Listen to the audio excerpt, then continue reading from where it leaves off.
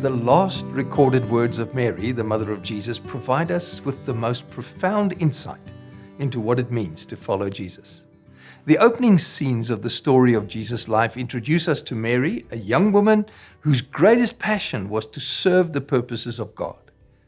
And when she was told that her life would become the avenue through which the Savior of the world would enter into this life, her response was a simple yes.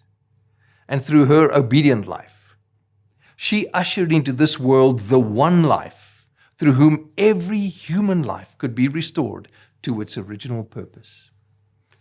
Some years later, attending a wedding in Cana with his mother and some of his followers, Jesus performs his first of many miracles.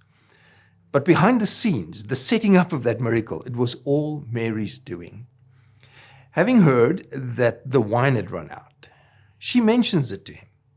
Then she instructs the serving staff to take their cue from him. In verse 5 of John chapter 2, we read, "His mother told the servants, 'Do whatever he tells you.'" Now, in spite of the unconventional nature of his instructions, they did what he said. And the outcome of their obedience was nothing short of miraculous.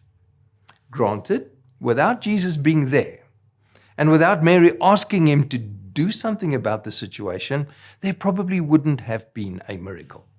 But even with Jesus present, without the obedience of the serving staff, there would also have been no miracle. There are many things in our lives and in the lives of those around us that are not working out the way they should and the way they could. But Jesus is never just a curious bystander when things are going wrong. He's always more than willing to engage. He's actively looking for ways to bring the power of God into a situation so that he can draw things back into alignment with his Father's will. But more often than not, he's looking for a partner, a follower, someone who's willing to do what he says so that he can bring God's glorious problem-solving power to bear. We often think that all Jesus needed to feed the 5,000 was a few loaves and some fish, and Mark 6 tells us of that story, but he needed more than that. He needed partners, followers, to take what he had to offer and give it to those in need. The multiplication of the bread and the fish took place in their hands, not his.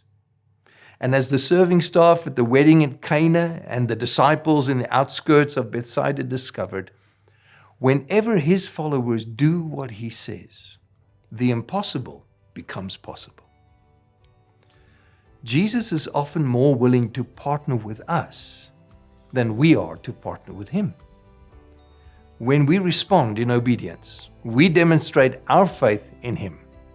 God loves to reward our faith with his presence and the demonstration of his power.